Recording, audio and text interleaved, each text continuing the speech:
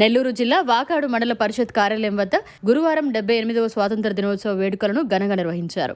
ఈ కార్యక్రమానికి ముఖ్య అతిథులుగా వాకాడు మండల జడ్పీటీసీ సభ్యులు రౌతు రామకృష్ణ పాల్గొని వారి చేతుల మీదుగా 3 రంగుల ముచ్చటైన జాతీయ జెండాను ఆవిష్కరించారు. అనంతరం మండల తహసీల్దార్ జెండాను ఆవిష్కరించారు. ఈ సందర్భంగా వారు మీడియాతో మాట్లాడారు. ఈ కార్యక్రమంలో ఎంపీడీఓ వెంకటేశ్వర్లు, వాలిమేడు గ్రామ సర్పంచ్ శంకరమ్మ, మండల విద్యాశాఖ అధికారి నసీం అలీ, మండల పరిషత్ కార్యాలయ సిబ్బంది, మండల రెవెన్యూ సిబ్బంది తదితరులు పాల్గొన్నారు.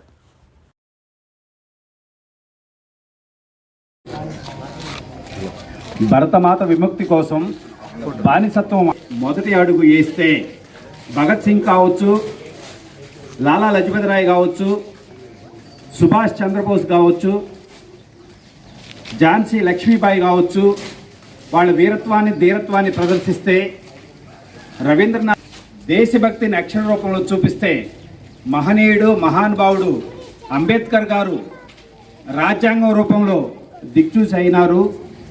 ఇంత గొప్ప స్వాతంత్రాన్ని మనకు అందించినటువంటి ఎంతోమంది మహానుభావుల్ని మనం ప్రతిక్షణం గుర్తుపెట్టుకోవాలి.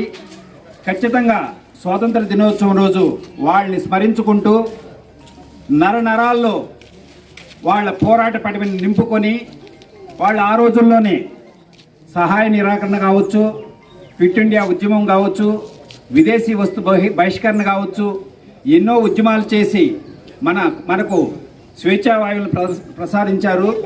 కాబట్టి మనము ఈరోజు దానికి కృతజ్ఞతగానాలో బాధ్యతగానాలో మనం ఏం చేయాల్సిన పని లేదు, మనమేం ప్రాణాలు పోగొట్టుకోవాల్సిన పని లేదు, యుద్ధాలు చేయాల్సిన పని లేదు, పోరాటాలు చేయాల్సిన పని లేదు. ఏదైతే మన బాధ్యత ఉందో ఆ బాధ్యతని సక్రమంగా నిర్వర్తించి మన భరతమాత గౌరవాన్ని, మన మువ్వెన్నెల జెండా యొక్క ప్రతిష్టతని ప్రపంచంలోనే నంబర్ 1గా రెపరెపలాడే స్థితికి తీసుకురావాలని ప్రతి ఒక్కరిని పేరు పేరున వేడుకుంటూ ముగిస్తున్నాను. శుభాకాంక్షలు.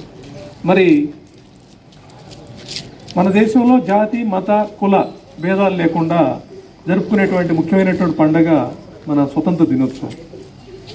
మరి మన దేశానికి వ్యాపారస్తులుగా వచ్చి మరి మన దేశంలో ఉన్నటువంటి అనైక్యాన్ని అంటే యూనిటీ లేకపోవడాన్ని గమనించి క్రమేణా భారతదేశాన్ని ఆక్రమించుకొని మరి చాలా కాలం పాటు భారతదేశాన్ని పరిపాలించినటువంటి ఆంగ్లేయులకు వ్యతిరేకంగా మనం గణనీయమైనటువంటి ఉద్యమాలను నిర్వహించాం.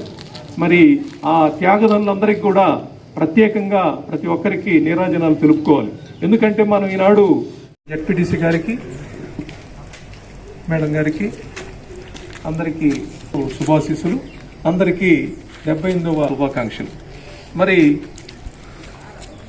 మన దేశంలో జాతి మత కుల భేదాలు లేకుండా జరుపుకునేటువంటి ముఖ్యమైనటువంటి పండుగ మన స్వతంత్ర దినోత్సవం.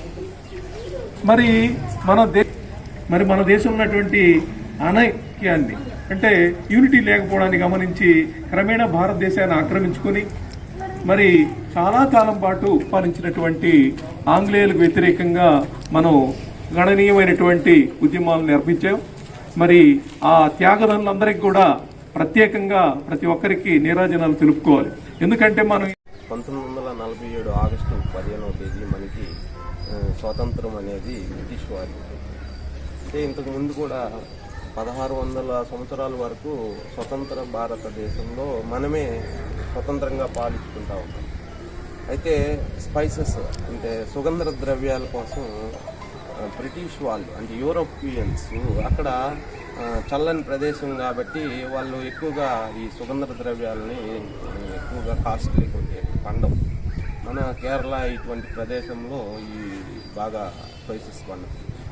అక్కడి నుంచి వ్యాపార నిమిత్తం వచ్చినప్పుడు ఫస్ట్ వాస్కోడిగామా మోటుపల్లి కేరళలో మొట్టమొదటి రావడం జరిగింది.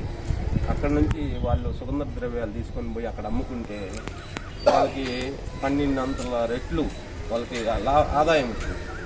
ఆ ఆదాయ పరంగా వాళ్ళు వ్యాపార నిమిత్తం బాగా డబ్బు వస్తుందని చెప్పి ఆ భారతదేశంకి రావడం, రాజుల ద్వారా కొనుక్కోవడం, మళ్ళీ పోయి అమ్ముకోవడం. ఇట్లా అమ్ముకునే క్రమంలో వాళ్ళకి ఒక దురాలోచన వచ్చింది. అంటే అస్తమించిన సూర్యుడు బ్రిటిష్ వాళ్ళు అంటే మొత్తం ఆక్రమించాలి ప్రపంచాన్ని అంతా. అలా ఆక్రమణ క్రమంలోనే భారతదేశంలో ఉండేటువంటి రాజులకి ఒకరికొకరికి మనకు తెలిసిందే, భారతదేశంలో పక్కనే ఫ్రెండ్స్ లాగా ఉంటారు, ఒకరికొకరు ప్రాబ్లమ్స్ తెచ్చుకుంటారు. అట్లా ఒకరి రాజులకి ఒకరికి వాళ్ళు పుల్లలు పెట్టేసి అందరినీ ఆక్యుపై చేసుకున్నారు. అదంతా మనకు తెలిసిన విషయం. మొత్తానికి 1857లో ఒక రూపం అంటే భారతదేశాన్ని అంతా ఆల్మోస్ట్ ఆక్యుపై మన వల్ల అందరం మన వల్లే జరిగింది, ఇది బ్రిటిష్ వాళ్ళు ఆక్యుపై చేసుకున్నారని చెప్పేసి కొంచెం తెలివైన వ్యక్తులు ఉద్యమాలు తీసుకొచ్చారు. లేదు, వాళ్ళు వెళ్ళిపోవాలి, మనమే పాలించుకోవాలి. అట్లా వచ్చింది మొదటి సిపాయి ఉద్యమం, 1857 మొదటి స్వాతంత్ర యుద్ధం.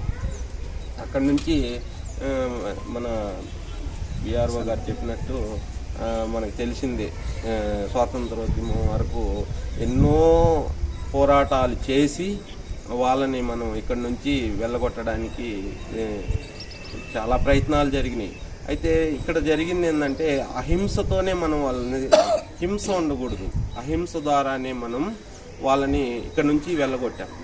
దాంట్లో ముఖ్య పాత్ర వహించింది మన జాతిపిత అయినటువంటి మహాత్మా గాంధీ గారు. ఆయన జాతిపిత ఎందుకు అయ్యాడంటే అహింస, ఆ అహింస పునాదుల మీద. మరిన్ని అప్డేట్స్ కోసం మన HN9 టీవీ ఛానల్ని సబ్స్క్రైబ్ చేసుకోండి.